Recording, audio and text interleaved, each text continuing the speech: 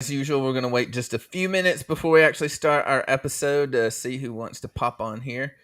But, Glenn, what's up, bro? What's going on What's lately? up, man? Man, same old, same old. What was that you say sometimes? I'm trying to think. Nothing. Is it nothing new? But there's something you say every once in a while, and I crack up every time.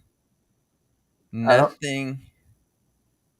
Something but the rent. Nothing up but the rent. nothing but the rent. Nothing but the rent. Something like that. I don't know that doesn't sound like something I would say. You might have me confused with somebody. No. You said it a couple times. I thought it was funny. But so, how was your weekend? Man, it was good.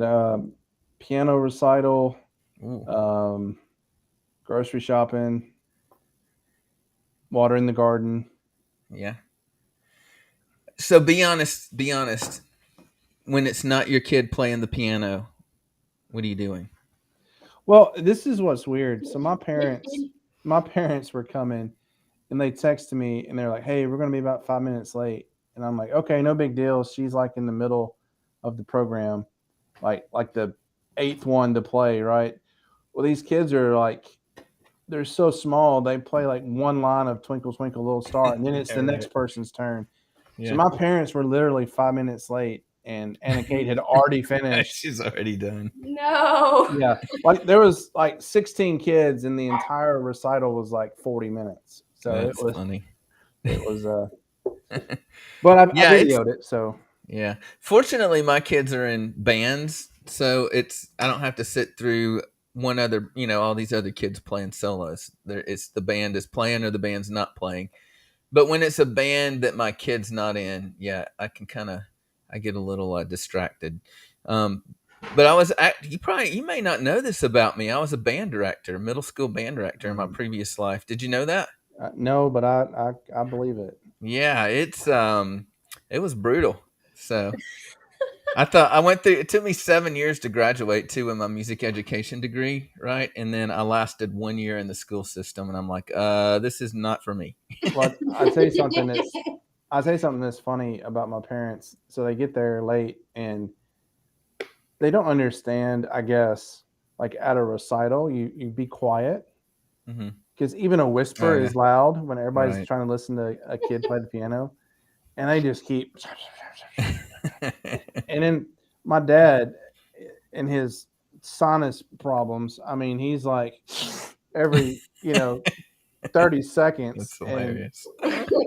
those rooms are built to have good acoustics, so it just resonates throughout the whole auditorium. Yeah, And it was like, oh my god, everybody's looking at us. yeah. Now Rachel stays on the run. You've got one, two, three, four, five children's. Yeah, I got 5. Wow, Yeah, wow. I have five as well. Although one of them's in college. What do you go to public school or what do you do with them? Yeah. How do Well, you get them out of the house? yeah. We're actually, this is my final week with all 5 of them at my school. So I teach 4th and 5th grade Oh, at Community Montessori School where Anna Kate, Glenn's daughter, goes. that's His cool. daughter and my daughter Amelia are in the class together, but all 5 of them are currently at school with me, and then my oldest is in 8th grade, so she's walking this week and heading on to Oh, that's cool. Madison. Awesome. Yeah, so I'll be sad. It's been nice. It's kind of fun to see them at school and be able to check in. Cool. So let's when we actually thank you guys on Facebook Live if there's anyone hanging in there with us while we're talking about our private lives. So, but once we get the episode started, let's do that. Let's talk a little bit about what our summers are going to look like. Okay, that's how I'll get us kicked off, and then you can jump in, Rachel, and then Glenn will introduce you officially. So, sound good? Awesome. Yeah, sounds good. All right, you ready to do this? Let's let's do do it. it. All right, we are episode 24, right? Yep. Okay. It says episode 23 in the title line, but that's fine. Okay, let's do it. Hey guys, welcome to the Kingdom Effect podcast. We're on episode number 24. This is Kevin Beasley, and I got my big buddy, Glenn Buckshot Buckley. I noticed last week I did not introduce you as Buckshot. I don't know if you noticed that last week. I did notice it, and I was Yeah. very thankful that you It- had forgotten. it didn't feel right, man. It just didn't feel like an episode without getting that in there. I actually got that. If there's a podcasting duo that are brothers Glenn and I listen to a lot, and we're actually good friends with, and they kind of introduced that one of the brothers says, "This is my big brother, Ken Dillingham Jr. the Third." So I thought I'd take at least the big buddy part of it. So, welcome, guys. We're excited you're here. Hey, this is for me. I think we have right out 1 week of school left for the kids. So, oh my goodness. Whew. For those of you who don't know, I actually have 4 kids at home. I have one daughter that's in college, although she's back for the summer, so she'll be with us a couple of weeks. But 4 kids in school. Oh, I'm sorry, 3 kids in school, and then the 2-year-old baby. So we stay really busy. But man, I'm super pumped about the kids getting out. We always have great summers. We actually have a family meeting tonight after this podcast to kind of dial in our summer. But what about you guys? What are you doing? Got plans for the summer? Yeah, we have big plans. I also have 5 kiddos, so anybody with a handful of kids knows that summers can get real busy real quick. Mm-hmm. So we have in my being in ministry, we have middle school camp, high school camp, kid camp, vacation squeezed in there. Kids are doing summer school. I have a training, so it's going to be a packed summer in June, and then July we're looking forward to having everything cleared out, so we'll be able to spend some time, hopefully by the pool or up at the river. Yeah, Nice. my favorite thing about summer is that the kids always sleep late. So Yeah. I actually have time in the morning to like read and just, Yeah. because I get up the same time whether the kids are going. Well, sometimes I sleep late. I'll have to be honest. My wife may listen to this episode. She'll check me on it. But I might sleep a little later, but I've got my first hour of my day to just, all the kids are still asleep. So it's awesome. So yeah, we're going on vacation the first week of June, so we're not wasting any time. We're getting out of town as quick as we can, and we're going to Williamsburg, and we'll go to Busch Gardens there and go to the historic sites. My favorite place to go there is Jamestown, the old Jamestown, the archaeology site. So what about you, Buckley? What's up with you? Man, vacation, what's that? I don't know what that is. I know, because you're on vacation all the time, so so for the guy who hardly ever works, vacation is just another day. Who is in their office right now? Oh, check it out. Still at work. So your internet was bad at home today, huh? Yeah. Okay. No, honestly, man, I can't tell you the last time I took an authentic summer vacation. What we tend to do more often than not is like take long weekends throughout the year. Yeah. Little 3-4 day weekends. Instead of it's hard for me, being a small business owner, to be gone for a whole week. It's really tough to do that. Yeah. So we typically just do little long weekends here and there. Yeah. Well, cool. Well, Glenn, I'm going to let you introduce our guest today, and I'm going to sit back and just enjoy for a few minutes, and I'll jump in when it's time. All right, cool. So today we have Rachel Van Hook with us. She lives here in Jackson with me. Not with me, but in the same city as me, Jackson, Tennessee. And I met Rachel back in 2013. She and her husband, Chuck, came in 2010 to Jackson for a church plant, Journey Church.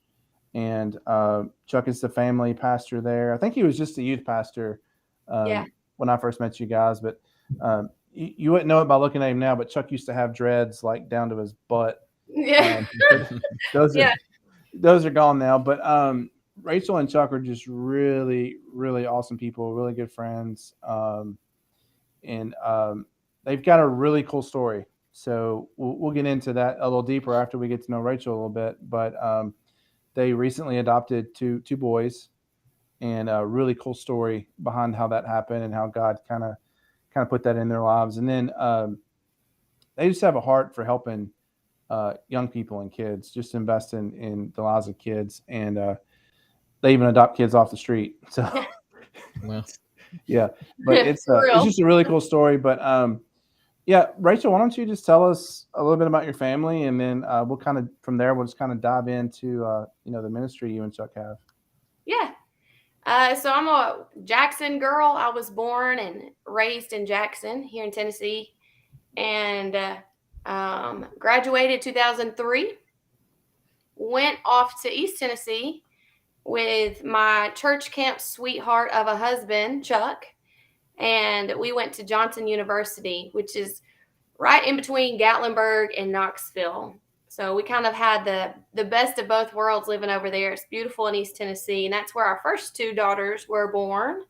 And then we were in ministry. My husband did student ministry. He did an internship, which led to a position at a church in East Tennessee called The Gathering. We were there for a little while before he got a call from my hometown, which he swore you can't say never, because he said he would never come to Jackson, and all he had in his mind of Jackson was a Jackson boy with like the double collared shirt and a big truck with lights under it.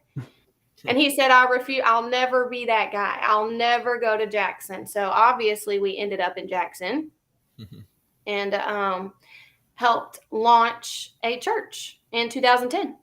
And we had our third baby girl. So we had 3 girls, and it was beautiful and wonderful and sweet and pink and fluffy and tutu-ish and perfect. And I thought I had all my stuff together as a mom. Like I had it going on. We were good. We knew everything that we were doing, and then we began to pray about adoption. So I'll talk about that story a little bit here in a minute, but I teach at Community Montessori. It's one of the only public Montessori schools in Tennessee. And that is wonderful. All my kids are there with me. And I'm also currently in grad school, getting a specialist degree for mental health and psychology, which I have already been blessed enough to use in the classroom almost daily. My co-teacher just the other day said, well, one day when you leave to counsel, I'll send you all my students. I just told her I don't have to go anywhere. So it's been really wonderful to already start using what I have in the classroom with the kids and in my own home, honestly. Yeah, so I think that's it. We stay busy. We do have kids. I call my husband Father Abraham because he is father to everyone that he meets, every kid he meets.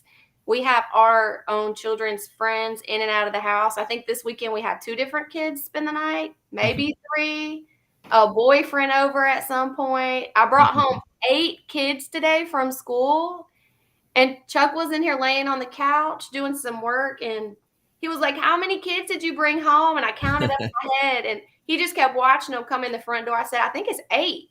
It was 8. And so, yeah, that's just the kind of like the open door life that we live with student ministry and a big family. Being a teacher, there's kids everywhere, kids in our life everywhere, and that's kind of how we like it. Was that the original plan? Like before you met Chuck, were you like, God's calling me to student ministry, or did that happen after you met Chuck? Yeah, it's crazy because I had an awesome youth minister growing up, and his wife was somebody who I just really admired. And in my prayer journals, I'm kind of rereading back through my prayer journals from growing up, from when I was like 11 or 12. But I have prayers where I would pray to be a youth minister's wife like her. I wanted to be like her, which is so crazy because here I am. I'm a lot more buck than she is because she was pretty quiet and reserved, and I'm a lot more outspoken and crazy and wild. But it's just wild to look back on some of those prayers and see that even in that, I didn't really know what it would take to be a youth pastor's wife. If I would have known now what I didn't know then, I wouldn't have prayed that prayer. Maybe I don't know. I don't know. That's kind of how it. It's kind of how it works. God's grace. We don't know what we're getting into, right? That's right. Well, it's really weird because it takes special people to be in full-time ministry, period. But then I think it's an extra layer of special to work with young people, with youth, and then very extra special layer to work with like be in the nursery and stuff. Yeah. So, Oh yeah, but yeah, that's so cool. Like I just remember, growing up in the church, the influence that my youth pastor right. had on me, and because it's weird because you can have a really close relationship with your kids, your own kids, but there's just some stuff that I go talk to my youth pastor about that I wasn't going to sit down and talk to my dad about. So, Exactly. youth pastors kind of have that special place, Yeah. with the kids that they work with. So that's really cool. Yeah. I have the opportunity to still, my girls are in 7th grade. I have the 7th grade girls. So I still get to roll up there on Wednesday nights and help him, and doing ministry alongside of him has always been something that we love to do together and get to serve together. And he has always been vocal in saying that he is more confident when he sees me out there while he's teaching. And it's just fun to be able to be in that environment together. Yeah. And that's so cool because what really stinks, and I've experienced this before, is being in a relationship where the passion for the ministry isn't shared Yeah, between a couple in a relationship, and that makes it really hard. sure. Puts a lot of Sure. stress on the relationship. And there's been times during the adoption was part of it. And I had to tell him, this is a boundary I have to put up for myself to take care of myself and the kids right now. I can't do this. And backing out of that felt like I was almost hurting him or betraying him to stay home. But I knew that God needed me to be at the house, and I couldn't take the kids. They needed to be home, going to sleep. That was like 6 years ago. So it was important for me to be staying home, but it was hard for me to break away from that because selfishly I love it. And I do love being there with him and going to the camps. But so there's been seasons where I have to back away. Same thing with singing. I love to sing at church, but the older I get, the more I realize that I just imagine myself with plates like balanced and spinning, and they all need to be, spinning well and balanced well. And I can tell now a lot more quickly than I used to when I was younger when something's off balance and something has to go and I need to say a no. And I can confidently give that no of, this is not it for me right now. I got to back away from this. It feels all right. Yeah, and I imagine it was so much harder to do that back when you guys were launching Journey Church, because you only have a few staff members, and Yeah. there's Yeah. you basically have to do everything, and so Right. it's so much harder to to put one of those plates down when Yeah. if you do, it just doesn't get done, to where Yeah. now it's a little easier to do that because you've got guys that can step in Right. and fill that spot. Yeah. What are some indicators for you that you've kind of, gotten over your head a little bit as far as what you're talking about? You said you just kind of have this feeling or something that tells you that, hey, I need to back down from something. Yeah, I am a ledge jumper. So I'll go to the ledge and just be like, I'm quitting. I'm quitting everything. I'm gonna quit my job. I need to run away. I need to get away. I can't do anything else.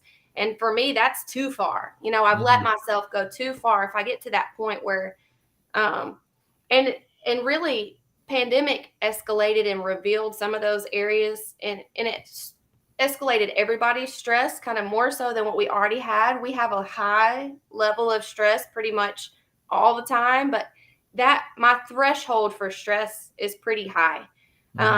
But pandemic wise kind of escalated everything. And I just was constantly wanting to, I'm just going to quit. I'm going to quit everything. And so there were counseling was one. Going to counseling, I take medicine and don't mind to talk about that. And there are lots of little kind of coping things that I do for myself to reflect. I like to write stuff down. What all is it that is stressing me or I think is stressing me? And once I write it down and I can kind of categorize or prioritize and organize all of those ISs in one place, then I can kind of work through, well, this actually isn't really a stress, or this actually is causing all the stress and maybe it should go for right now. So just being able to identify that stuff, and counseling really did help me to see some of those things from the outside that I couldn't really see on the inside. Yeah. One of the hardest parts for me, because I can tell you, like I start getting, my patience gets really thin at home, Yeah. and I just start getting weird with my family, and I start losing my passion for my work. So I can identify when I'm getting too much. The Mhm. hard part is like deciding what's most important. I think Yeah. yeah, but sounds like you it takes a person really strong in their identity to be able to let stuff go, right? Yeah. Because we kind of find our identity in everything that we do. So, Right. And there's time. I mean, like I'm knee deep in this specialist program, so that can't go. mhm. Um, Unfortunately, my kids can't go. Somebody's got to take care of them. I Now, drop them off, and take a break from them. Uh, so there are things, you can't say no to some things. Okay, what can you say no to? What can I step away from? And I'll tell you something huge and really fun is that during pandemic, Chuck found a love for cooking, and the man is like a sexy beast in the kitchen. I don't even know, but he can cook anything, and it is so he took that from me, which was really, really nice and such a big relief because planning a meal and cooking, it takes a lot of thought, and you have the grocery shopping, and he's taken all that over, and it's wonderful and Mhm. delicious. Yeah, yeah, when I came to pick Anna Kate up, her and Millie to go to the movies, and Chuck's in his I don't want to call them boxers, his pajama shorts with yeah, a big old hole in them, and he's got his apron on and yeah. cooking eggs and bacon. So definitely a sexy beast when I saw him. He's a And sexy beast. yes, Yeah, yeah. So what about we'll just go ahead and jump into it since sure. I think you mentioned it, and but so you guys just recently, and I can't remember how recently. It seems like yesterday to me, but recently adopted two boys, and Hmm. so as much as you're comfortable with, share with us that story, kind of how that opportunity came into your life, and any struggles or joys or whatever comes along with that. Yeah. I should have busted out my old prayer journals for that because the way that God specifically answered some of those prayers was absolutely incredible. But it kind of started with a relationship that we formed at Journey. We had a family, Joe and Lori Collins, who helped out a lot with the launch of Journey. And I got to know Lori. She runs Redemption Road Rescue Ministry kind of here in town and does a lot of animal rescue. Um, but they kind of moved on, and she called me. Let me back up. We Chuck and I started, that was the relationship. That relationship is vital, and that did form at Journey. Lots of nights of the guys rolling up jumpers at Fun Zone for us to be able to set up church. Lori and I would sit while Chuck and Joe and the guys would roll up the jumpers and take it back down. So I got to know her pretty well.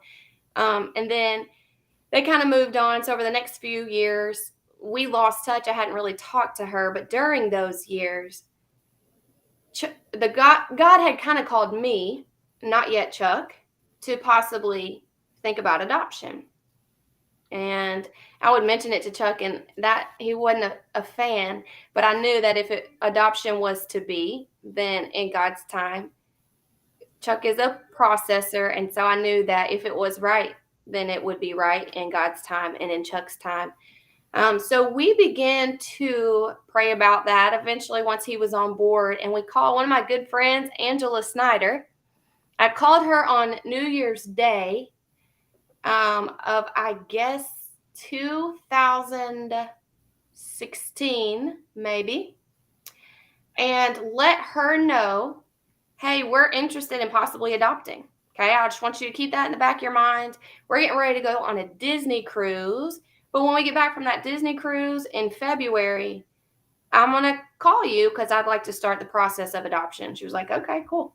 And we go on our Disney cruise and we get back and we were not home 5 days, not even 5 days. And I get a call from Lori and it's been like 3 years maybe since I talked to her. And I answer it, which a lot of times, I'm just going to be real. If I see somebody call, I'm probably not, if I haven't talked to you in a while, I'm probably not going to answer. But I answered it and started chit-chatting with her. She was looking for information with somebody that I was mutual friends with on Facebook. And I'll also be honest, I'm friends with people on Facebook that I don't really know in real life. So we were mutual friends. I don't even remember her name, but Lori's, somebody had given Lori this woman's name. Maybe she will adopt. So what had happened was Lori has step-grandsons that were out in Arizona in foster care. And they had been in foster care for a while with their older half-sister. And they were about to kind of move into the system for Arizona and lose contact with their family here in West Tennessee. So Nana is what they call her. Nana stepped in and was able to get, I think, emergency custody of them and moved them back to Tennessee. So she called me to see, did I know this girl? And I was like, I hate to tell you this, but I don't know her. I'm mutual Facebook friends with her, but I don't know her. And she said, well, let me just go ahead and tell you what's going on. I said, that's fine. Go ahead. We hadn't talked in forever. I said, go ahead. She said, well, I have. And she told me the whole story about her step-grandsons and how her son had married their mother. And they had gotten into some stuff, and the boys had gotten into the system out in Arizona, and she was wanting to get them back and get them adopted. She knew she couldn't do it, and she wanted to just make sure, kind of like she rescues animals, she was rescuing these boys, which is so cool. She tends to do that often. She's such a rescuer. She's amazing. So we started, what she didn't know is that Chuck and I had been praying to kind of start the adoption process. So she's looking for information about this lady on Facebook. And I said, you're not going to believe this. And I'm crying. And I say, we have been praying to adopt. And so then she starts crying. But my prayer journals, it's wild because I prayed that it would be like Moses in a basket, just floating down the river, just fall into our laps, which anyone familiar with adoption knows you can't pick and choose how you're going to adopt. That's not how it works. You get what you get. And it's a long process. So I was kind of being, I don't know, real picky when I said, let's just let it fall into our laps, God. And it did. And it wasn't just Moses. I laughed because it was Moses and Aaron. I didn't ask for that, but they are a good tag team in the Bible. So we met together with Joe and Lori, and there were lots of prayers and tears, and we realized that was kind of meant to be. So we ended up working through that long process. How old were they at this point? How old were they at this point? Yeah, they had just turned 4. Okay. Just turned 4. And then, so they just turned 10. So it's been about 6 years exactly of them living with us. I don't know if we said or not, but they are twins. They are twins. Yeah. Wow. Twin boys. Yeah. Double portion. Yeah. How long was the process? Like once you guys decided on both ends that, hey, we want to pursue this adoption, like the rest of it was just like court stuff, right? But it takes forever. So we did go through an agency out of Memphis called Hannah's Hope. So we were doing all the stuff on our end to make sure the house was safe and make sure that we had all of the paperwork done. We got all that done as quick as possible. And then she got them home by the end of March of 2016. And very quickly, she's super, super busy. They both are. And she was ready to kind of pass the baton to us as much as we legally could during all of that. And so they would come and spend as much time with us as possible, kind of go back and forth. They would come play. I remember, they would come play on maybe a Thursday night and come spend Saturday morning with us. And then gradually they began to spend more time. But of course, legally we couldn't keep them or go anywhere with them until things were a little bit more official or rights were terminated. But the full process until they became Van Hooks was a 2-year process. Mm. Now, how about the three girls? What was their reaction to all this? Yeah. Well, even deeper, if I'm going to go even deeper, I can back up before the adoption with the boys. So that all kind of went down at the top of 2016. In 2015, the teenage boy that had been living with us for about 3 years, Josh, moved out, and that was a really heartbreaking, kind of traumatic event in our family's life. He had been a part of our family. We had not adopted him, but he had been with us for about a full 3 years, on and off, and he was a part of our family. So he moved out, and that was not easy, and it was kind of ugly. And then so just like maybe 6 months later, we're working on adopting the boy. So Millie, my youngest, really, Josh kind of came around when she was just months old. And that was one of her first words, Josh, and ball. He always played basketball. So it's Josh, ball. So Millie has never known anything other than us having people in our home. She never knew anything else. She never had time. Like, we kicked her out of her crib and room to stay with the girls as quick as possible so that Josh could have a room. And we didn't have much time in between Josh and the adoption of the boys. And so I worry about that. I always will worry about that, I think, if I'm honest, of are they okay? And I talk to them. I try to check in with them and just say, are you really okay? Because it has been hell. It really has. And obviously we have to parent them and counsel the boys different than the girls. And the discipline is often, and the consequences are often in that, that comparison of like what it would have been, what it could have been had we not.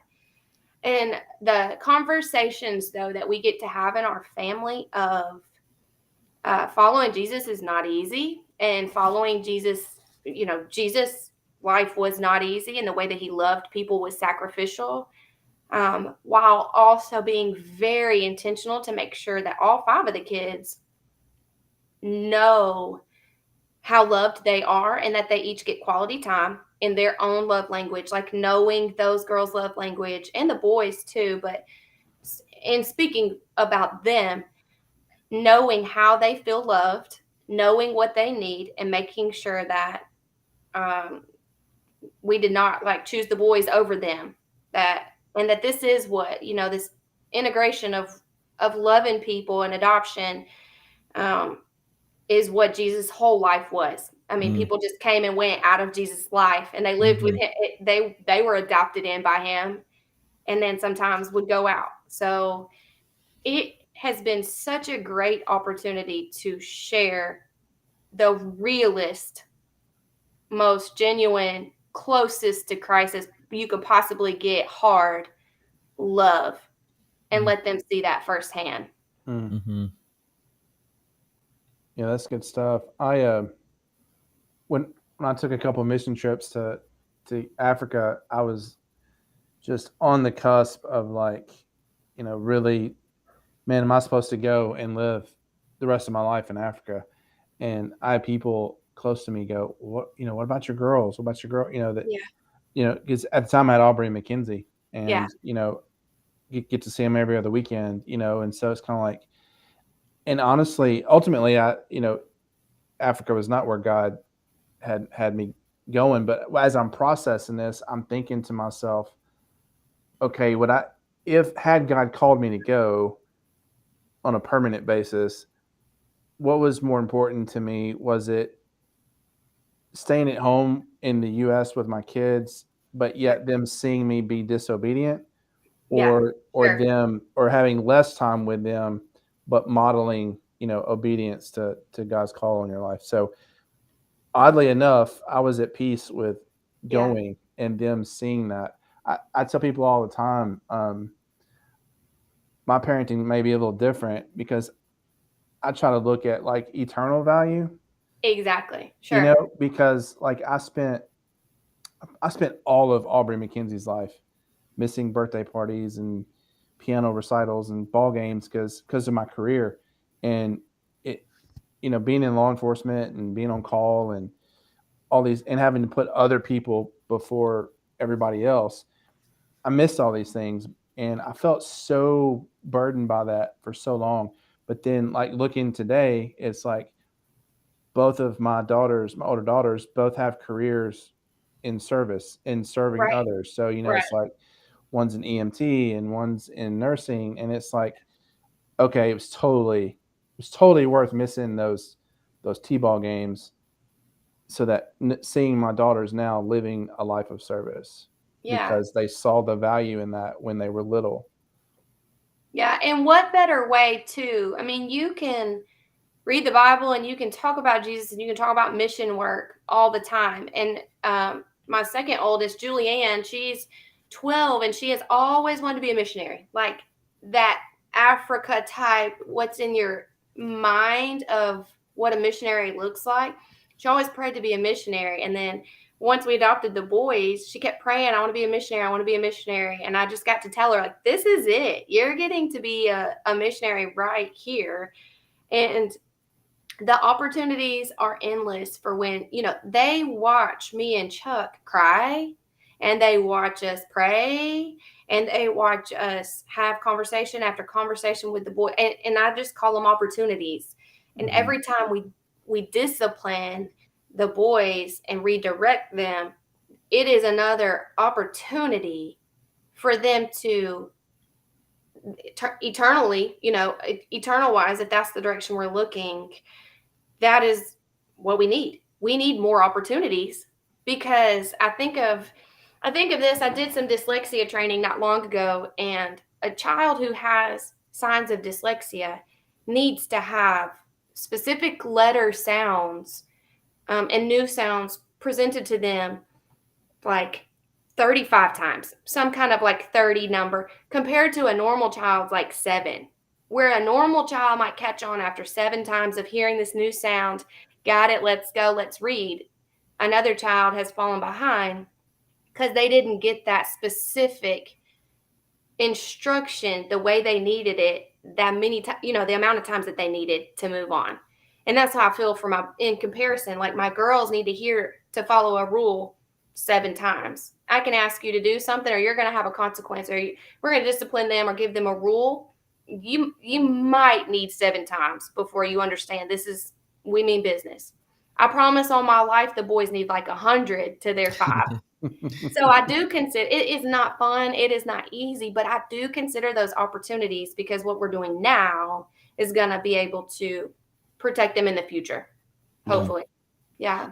Well, I know Chuck, being a father of 3 daughters myself, I know Chuck is just on cloud 9 that he's got 2 boys that play baseball and you know, do guy stuff with. Yeah. That's got to be great for him. I can only imagine.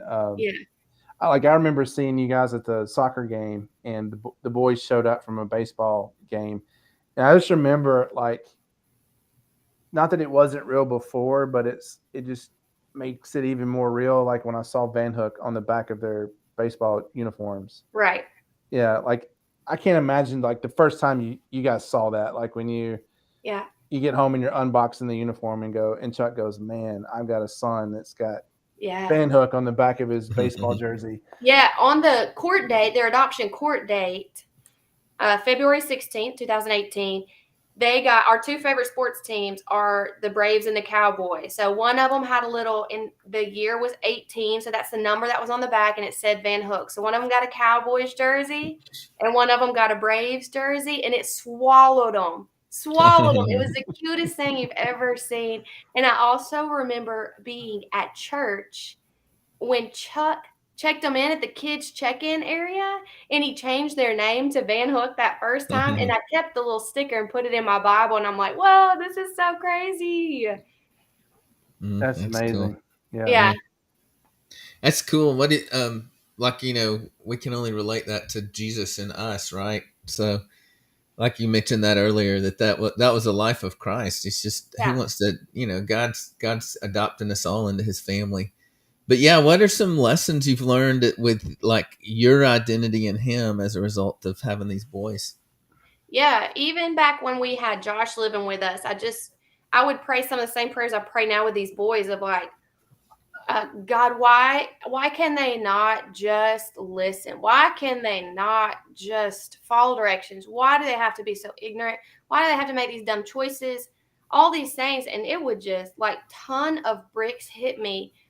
This is like God. This is you, Rachel. This is y'all always. Of God just saying, I stay telling you what I would love for you to do. I stay telling you to be thankful and grateful in all things. I stay telling you to work hard for me. And you don't. You don't do that. So the biggest thing for me, I have become more patient and understanding and empathetic and humbled from feeling like I had my parenting ducks in a row with those girls to like I don't care what kind of parent you are anymore. I don't do it better than you. I don't do it better. I understand. I am gonna good game your butt all day long because I got nothing anymore. I got no wisdom for anybody. And I just see parenting and fostering and adoption and guardianship in a whole new way of like we're all really truly just trying to do our best, and your best looks different from my best, and my best looks different from their best. Mm. And the judgment and comparison, I see it at school often too, among teachers. You have a classroom of kids and you don't parent like Mm. your students' parents do, so you assume that your way is better than their way, but it's not. That's what Mm. they know, or maybe that's what's culturally appropriate. That doesn't mean it's wrong. That doesn't mean that your way is right or better. And so Mhm. there's been a lot of self-reflection in that way of that's their best and that's okay. I support that. I can come alongside of that. I got your back on that. Um and that has been humbling. There's been times when that has been very humbling of I don't have it together. I don't know it. And just this last week both boys were in trouble, and this is maybe not my story to tell, it's theirs, but I had one cussing a teacher and I had the other stealing money from me. He's in my class right now. He stole money. So I had like major consequences because those are opportunities, Mm. right? And if I don't continue to give that consistency and structure, then I told them I'd rather you have 100 of these consequences now that are hard, especially at the end of the year when there's so much fun going on around you. I'd rather 100 days of you missing out on something fun now than a night in jail when you're 18. Mhm. Mhm. So if I can keep that up now, and I'm gonna tell you, Chuck is a real saint. He is a real king when it comes to parenting those boys because he is firm and loving, and he teaches and he respects them, and he won't give them an inch so that they run. I mean, he is everything that those boys could ever need. And he texted me the other day like, when I give them a consequence, you can't let them, if they're supposed to have no screens, you can't go behind my back, you got to make sure we're on the same page. I'm like, you're right, I forgot. He is just every bit of steady that we all need, really, that our whole family needs. But Mm. he is exactly what he probably wouldn't tell you that. He would probably question everything that he does. Men, I think, men and women both do that as Yeah. parents. Mhm. You question everything that you do, but he is really, really great at parenting those kiddos. Mm. It's cool. Yeah. Well, Rachel, what advice would you give? Two questions here. What advice would you give to anybody, whether they're in the ministry or whether they're working with a nonprofit? Um, what advice would you give them for when they get to that point where it's like, okay, something's got to go. If Yeah. not, I'm going to have to quit. And then the second question would be, what advice would you give to couples that are considering adoption? Yeah, I'm going to start with that one, I Okay. think, because a huge piece of my story was I wanted confirmation. So we kept praying and praying, like, okay, God, will you confirm this if it's right for us? And I remember being on the way to school one morning before they even came back to Tennessee. And I was just praying, like, okay, let me have a sign, God, that this is the right thing for our family to do. And I just remember it was for sure Holy Spirit of, if you're waiting on confirmation to adopt, which is in my word, then you're going to miss out on an incredible opportunity. Stop waiting, because I'm not going to confirm this. And I remember writing a blog post titled something to the effect of when confirmation becomes a crutch. I was waiting on God to give me something that I didn't need him to. I'd already prayed for it. And he kind of said, you've already prayed for this. I've already asked you to do it. I ask anybody to do it. You just need to do it. And so I remember thinking, like, okay, I'm going to walk out on the water, but I don't have a life jacket. It's dark and stormy. I'm just going to go. We got to go. We've got to do this. Yeah. And that was huge for me. And that's a whole next level of faith. Yeah. It really is. And I say often, the bigger the yes, the bigger the bless. That's another thing I like to say, because the more you say yes to God, he begins to trust you with bigger and better, that game, bigger and better, that kids love to play. He really will. You say yes to one thing and he'll give you something, which can be scary too, but great. And then when it comes to self-care, I'm going to, for sure, I've gone back to school, grad school, for this particular reason, and that is counseling. I believe Chuck went tonight, and I don't think he'd mind me saying that either, because we're pro counseling. We have a couple in our church who does it. I'm hoping to maybe one day help them out with doing some kid counseling, maybe. But finding someone that you can sit and talk with, and that can help you walk through what you've gone through in life, what you're going through in life, and be that outside, that witness on the outside looking in and telling you what they see, or maybe what you need, because sometimes you don't know what needs to go. You don't know what you're feeling, and having somebody kind of being able to say, I see this, I hear this. Oh yeah. Yes. That's it. You nailed it. Or even just somebody to help you process it and identify things, because sometimes you're just in such denial, or you're so far into whatever it is that you no longer can see it. Like it's like like you no longer think, like you don't think to breathe, so you don't think to do these other things. If it's who I'm thinking about, the couple, we've had him on the show. I think I saw that. Yeah, he's great. She's great. Yeah. Yes, they are. They're wonderful. And then on top of that, little things that you don't think are that big of a deal. When it was a couple years ago when I had some major trauma kind of going on with my family, I carried around like a little spray bottle of lavender and eucalyptus.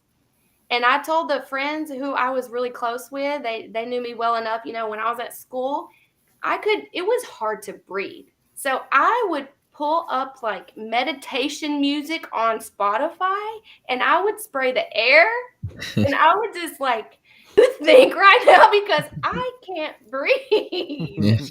And knowing, like, putting aside maybe what other people think, and if it's at nighttime, if you sleep better with a certain blanket, if you want to, treating yourself in those little bitty ways of like, this makes me happy, and those happy endorphins that we all maybe need a little bit. What is that? Rich people gum, the fancy gum that you can get at Walgreens, get it for yourself and keep it in your car. I mean, whatever, little things like that, all the way up to big things like counseling, and that may be expensive, or figuring out what the solution would be for maybe you to talk to somebody or have somebody to pour into you in that department. It's good. Good stuff. Well, thanks so much, Rachel. Glenn, I'm gonna ask you what your number one takeaway is from tonight. But while you're thinking about it, I'll share mine. There's two ways that we can approach when we feel like God's leading us to do something right. We can either, like you said, just sit back and wait for confirmation, Mhm. or it's the same result on the other end. Either we're sitting back and waiting, and either he's going to say yes or he's going to say no.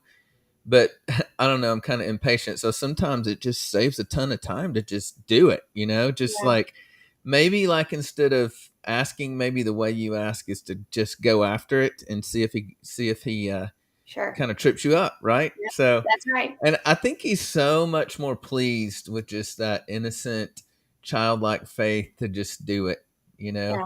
So that's like my takeaway for our listeners tonight is, man, if you feel like the Lord just might be putting something on your heart, just take a step. Just take Sure. your first step and do it and see what happens. And if it's not right, he loves you. He cares about you. He cares about your future. He cares about if it's adoption. He cares about those potential adoptive kids. So just do it and try. You're trusting this one way or the other. So just do it and trust that if it's not right, he'll close the door for you. Right. Exactly. And Yeah. he will bless you for that aggressiveness. One of my buddies from Cincinnati, Brian Tome, hosts a podcast called The Aggressive Life, and every episode is about someone who stepped out and did something crazy, Yeah. just to see what God was going to do with it. So I don't know. That's my big takeaway. So that's awesome. Thank you so much. It's Yeah. challenging. Sure. Glenn? I think mine was I really related to Rachel in the man. I got so much going on. Something's got to give. I'm ready to quit my job because it's more than I can handle or whatever. And I think that's really good for me to hear because I've never really been real good at processing that. So like the idea that you had of let me write all these things down, let me evaluate them kind of in a singular sense, Mhm. and just decide what's got to go. Like I can remember at one point I was working a full-time job and leading worship at youth group and uh, celebrate recovery and just had all Yeah. these things going on. Scarlet Rope Project, so I had all these things going on. It's like, okay, I got to let something go. What is Mhm. it? And that was such a hard decision for me when Yeah. in reality it should have been a really easy one, Yeah. And so the idea of sitting down and evaluating those collectively as a group and then singularly and Yeah. kind of breaking it down. Is this really causing me stress or is Yeah. it this thing over here?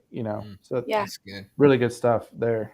Yeah. And on that, I'm an Enneagram 3, which means I am an achiever. I love to achieve. I don't compete with you. I don't care to compete with you, but I'm going to compete with myself, and Mm. that can be really hard.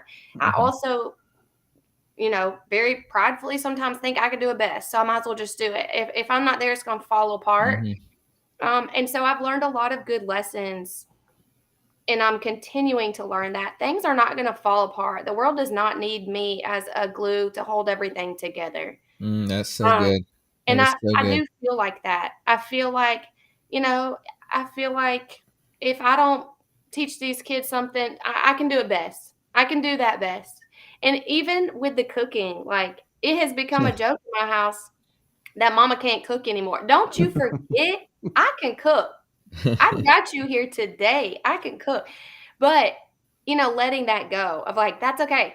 The world's not going to fall apart if Chuck cooks really great meals. It's going to be a better place, Yeah. actually. So just remembering those kinds of things of it's okay to say no. What's the worst that could happen? I say that often these days. What's the worst that could happen if I say no? Mhm. Yeah. That's good.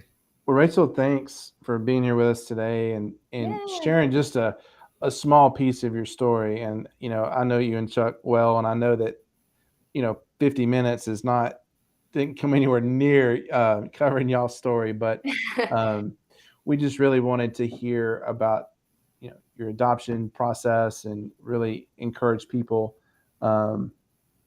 that are either have adopted or thinking about adopting, and then encourage other people that are in nonprofits and other ministries and stuff Yeah. like that too. So we value your story. We thank you for sharing it with us, and Yeah.